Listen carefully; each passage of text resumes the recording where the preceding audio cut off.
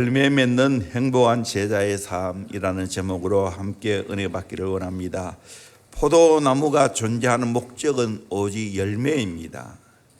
열매 맺는 외에는 포도나무는 아무 짝에도 쓸모가 없습니다. 땔감도 되지 않습니다.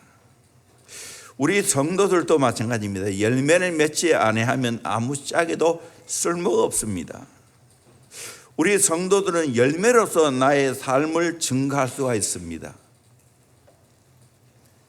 사람이 열매를 보고 아는 것처럼 예수 믿는 제자인가를 알기 위해서는 열매를 보면 압니다. 오늘 학습받고 유아 세례받고 어린이 세례받고 입교 문답하는 모든 분들, 이 시간은 내가 주님과 붙어 있다는 것을, 연합되었다는 것을 만인에게 알리는 시간입니다. 나는 이제 예수 믿습니다. 포도나무 가지로서 예수님께 붙어 있습니다. 원둥치인 주님께 붙어 있습니다. 고백하는 시간이에요. 선포하는 시간입니다. 예수를 믿는 순간 넓은 의미에서 모두가 예수의 제자입니다. 물론 잘 양육받고 훈련받으면서 좁은 의미로서 예수를 따르는 강력한 제자의 삶을 살아가야 됩니다. 그러면 반드시 좋은 열매가 맺힙니다. 열매 맺는 제자의 삶을 살기 위해서는 어떻게 해야 되는가? 첫째, 주 안에 거해야 됩니다. 주 안에 거해야 됩니다. 4절에 보면 내 안에 거하라. 5절에도 그가 내 안에 내가 그 안에 거하면 사람이 열매를 많이 맺나니 예수님 안에 거해야 된다고 했습니다. 예수님이 내 안에 내가 예수님 안에 거하면 사람이 열매를 많이 맺는다. 여러분, 가지가 포도나무 둥치에 붙어 있으면 열매는 자연스럽게 맺히는 겁니다. 그와 같이 우리가 주님께 붙어 있으면 열매는, 좋은 열매는 자연히 맺히는 겁니다. 어떤 열매 맺힐까 고민할 필요가 없어요. 주님께 붙어 있으면 주님의 좋은 열매가 내게 맺히는 겁니다. 주님의 성품을 담게 되고요, 주님의 사역을 나도 하게 되고요,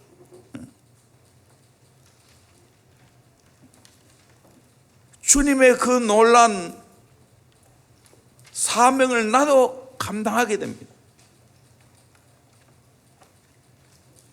그래서 이 성봉 목사님은 물을 떠난 고기가 혹시 산다 하여도 예수 떠난 심령은 사는 법이 없어요 라고 복음성가를 작사했습니다.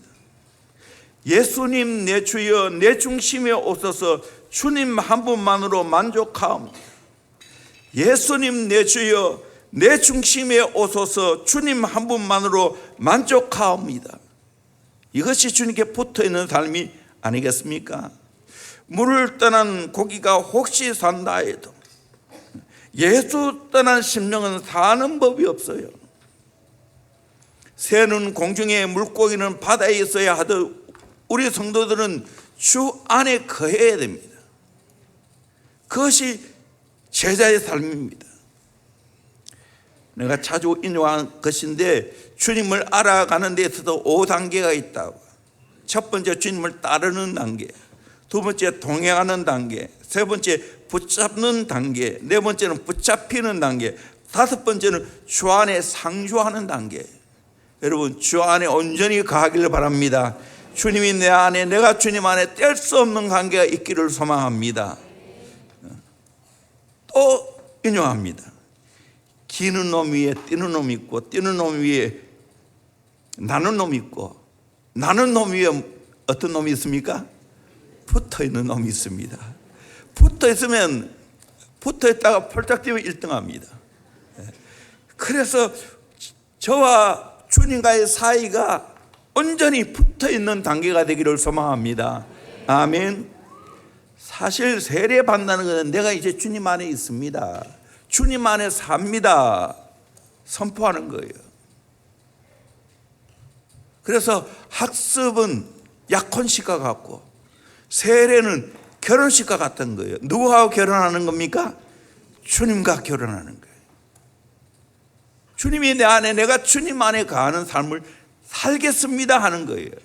이것이 세례입니다.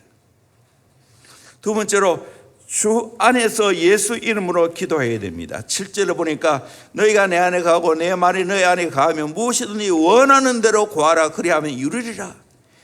내가 주님과 바른 관계를 맺으면 내 원하는 것이 다 이루어진다는 거예요. 왜? 주님 마음이 내 마음이고 주님의 심장이 내 심장이기 때문에 내 원하는 게 곧 주님 원하는 거예요. 그러면 기도하는 게 다 이루어지죠. 요한복음 15장 16절에도 너희가 나를 택한 것이 아니요 내가 너희를 택하여 세웠나니 이는 너희로 가서 열매를 맺게 하고 또 너희 열매가 항상 있게 하여 내 이름으로 아버지께 무엇을 구하든지 다 받게 하려 함이라. 여러분, 우리가 주님을 선택한 것이 아니고 주님이 나를 선택해 주신 줄로 믿습니다. 왜 선택했어요? 열매를 맺게 하기 위해 선택해 주었다는 거예요. 또 열매가 항상 있게 하도록 예수 이름으로 기도해서 기도의 응답을 받게 하게 하라 하심이라고 말씀하고 있습니다. 그래서 우리는 가시를 많이 맺기 위해서는 주님과 깊은 관계를 맺어야 됩니다. 그것이 기도입니다. 예수 이름으로 기도하면 다 받게 될 줄로 믿습니다. 오늘도 좋은 열매를 맺기 위해서는 내 힘으로 맺을 수 없습니다. 위로부터 힘을 얻고 영양 공급을 받아야 됩니다. 그러기 위해서는 하나님께 기도해야 됩니다. 기도하면 온갖 좋은 것을 내가 다 받게 될 줄로 믿습니다. 누리게 될 줄로 믿습니다. 흘러보내게 될 줄로 믿습니다. 기도가 얼마나 좋은 것인지 몰라요. 젊은이의 용어로 말하면 하나님께로부터 온갖 좋은 것을 다운로드 받는 거예요. 다 받는 거예요. 기도하면 다 받아요. 나무가 뿌리를 통하여 수액을 흡수할 때 좋은 열매를 맺는 것처럼 우리가 주님께 붙어 있고 주님께 기도하면 주님께로부터 온갖 좋은 영양 공급을 다 받아서 좋은 열매 많이 맺게 될 줄로 믿습니다. 그런 제자의 삶을 살기를 주의 이름으로 축원합니다. 세 번째로 계명대로 서로 사랑해야 됩니다. 우리 9절에서 10절까지 같이 봅시다. 시작. 아버지께서 나를 사랑하신 것 같이 나도 너희를 사랑하였으니 나의 사랑 안에 거하라. 내가 아버지의 계명을 지켜 그의 사랑 안에 거하는 것 같이 너희도 내 계명을 지키면 내 사랑 안에 거하리라. 12절요. 내 계명은 곧 내가 너희를 사랑한 것 같이 너희도 서로 사랑하라 하는 이것이니라. 아멘. 하나님의 계명이 뭡니까? 한마디로 말하면 사랑의 계명입니다. 10계명 1계명부터 4계명까지는 하나님을 사랑하면 저절로 지켜지는 겁니다. 5계명부터 10계명까지 사람을 사랑하면 저절로 지켜지는 겁니다. 예수님은 계명을 다 지켜서 왜 지킬 수 있었을까요? 하나님 사랑하니까. 그 계명이 하나도 어려운 것이 아니에요. 너무나 쉬운 거예요. 사랑하는 사람의 명령 지키는 거, 계명 지키는 거, 누워서 떡 먹기. 누워서 떡 먹기 쉬운 게 아니지만 하여간 너무 쉽다는 거예요. 하나님 사랑하면, 또 이웃 사랑하면, 사랑의 계명을 지키는 것은 너무나 쉬운 것이에요. 예수님이 우리를 사랑한 같이 또 우리도 서로 사랑하면 이로써 모든 사람이 예수님의 제자인 줄 알게 되겠다고 말하고 있습니다. 그러므로 우리는 주의 계명대로 서로 사랑해야 될 줄로 믿습니다. 사랑하면 좋은 열매를 많이 맺게 됩니다. 하나님 사랑해 보세요. 저절로 계명 지키고 저절로 좋은 열매를 맺습니다. 영혼 사랑해 보세요. 저절로 그를 향하여 기꺼이 헌신하게 됩니다. 용납하고 품어줄 수 있습니다. 야곱이 라헬을 사랑하기에 7년을 수일처럼 여겼다고 했습니다. 사랑의 능력입니다.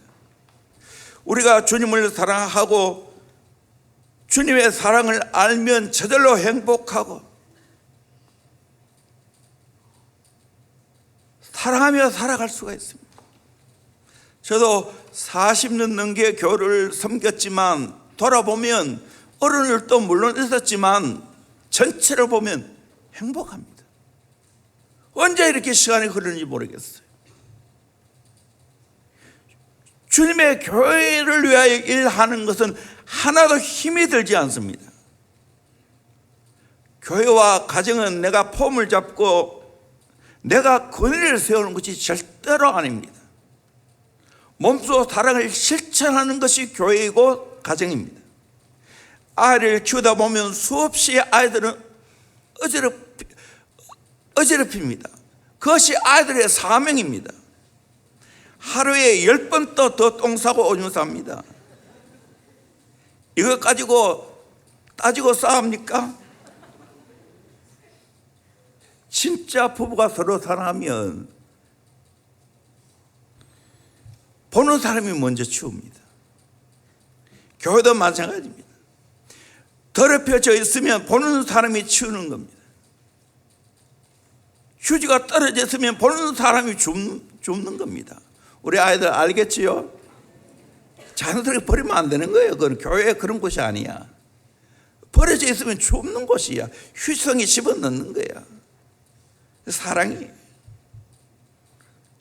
교회를 사랑하면 불이 켜져 있으면 그런 거예요. 저는 수없이 교회에 그냥 불 켜져 있는 것들 불 껐어요. 휴지 떨어져서 휴지 줍는 거예요.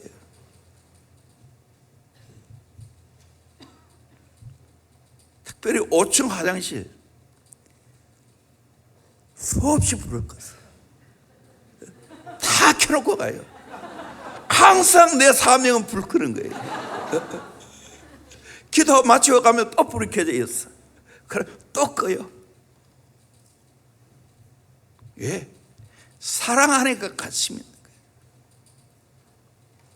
사랑이 있는 곳에 행복이 있습니다. 에릭 프롬은 사랑은 기술이라고 했지 않습니까? 기술은 배우고 익혀야 됩니다. 사랑도 마찬가지입니다. 배우고 익혀야 됩니다.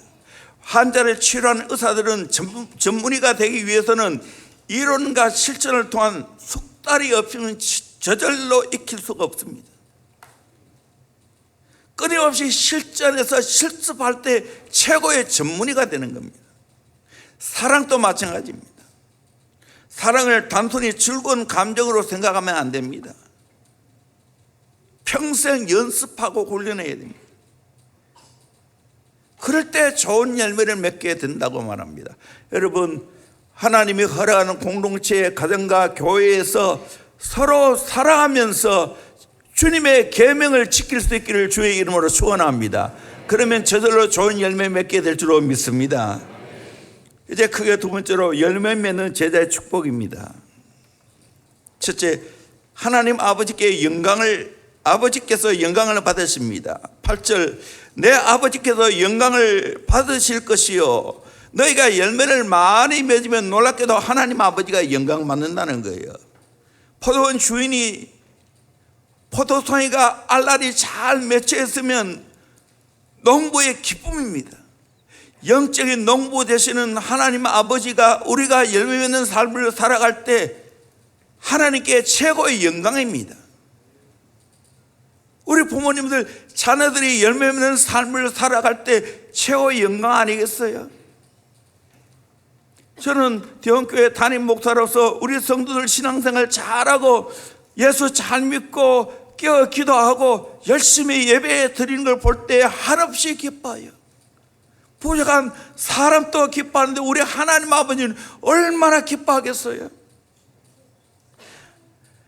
열매를 많이 맺음으로 하나님 아버지께 영광을 돌릴 수 있기를 주의 이름으로 축원합니다. 내가 열매를 많이 맺으면 저절로 하나님께 영광이 되는 줄로 믿습니다. 두 번째로 예수의 제자가 됩니다. 8절에 너희가 열매를 많이 맺으면 내 아버지께서 영광을 받으실 것이요 너희는 내 제자가 되리라. 여러분, 예수의 제자의 증표가 뭡니까? 열매를 많이 맺는 겁니다. 제자로 살아보십시오. 영적으로 열매를 맺고 관계의 열매를 맺고 성품의 열매를 맺고 사역의 열매를 맺게 되어 있습니다. 여러분, 이런 좋은 열매를 많이 맺음으로 말미암아 예수의 제자인 것을 수많은 사람들에게 증거할 수 있기를 주의 이름으로 축원합니다. 마지막 세 번째로 예수님의 기쁨이 충만하게 됩니다. 11절에 내가 이것을 너에게 이름은 내 기쁨이 너희 안에 있어 너희 기쁨을 충만하게 하람이라. 요한복음 15장 포도나무 가지 비유는 엄청난 영적 비밀이 들어있습니다. 이 말씀대로 포도나무 둥치 되시는 예수님께 우리가 가지로서 붙어 있으면 열매를 많이 맺게 되고 열매를 많이 맺으면 하나님께는 영광이고 나에게는 말할 수 없는 주님의 기쁨이 충만하게 될 줄로 믿습니다. 이 은혜를 누리기를 주의 이름으로 소원합니다. 이 제자의 삶이라니까요.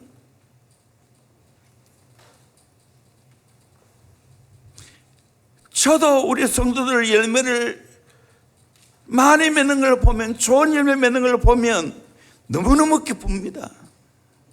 여러분 자신도 기쁠 거예요. 주의 말씀대로 살아서 열매를 많이 맺고 내 안에 주님 주시는 기쁨으로 가득 차기를 주의 이름으로 축원합니다. 아멘. 예수 믿는 거 신바람 나는 거예요. 기쁨이 충만한 거예요. 고행이 아니에요. 진짜 행복한 거예요. 이 진리를 바로 깨닫기를 주의 이름으로 축원합니다. 아멘. 자꾸 저보고 너무 애타한다고 바꿔놓고 한번 해보세요. 애타지 않을까? 왜? 저 소원은 여러분의 좋은 열매를 많이 맺게 하기 위해서 애를 쓰는 거예요. 그래 기도하는 거예요. 말씀을 안타깝게 전하는 거예요. 아멘. 여러분이 말씀대로 살아서 여러분 안에 주님 주시는 기쁨으로 충만하기를 바랍니다. 예수의 제자의 삶을 살게 되어지면 열매를 많이 맺고 기쁨이 충만하게 될 줄로 믿습니다. 이런 복된 삶을 살아갈 수 있기를 주의 이름으로 축원합니다. 기도하겠습니다. 하나님 감사합니다.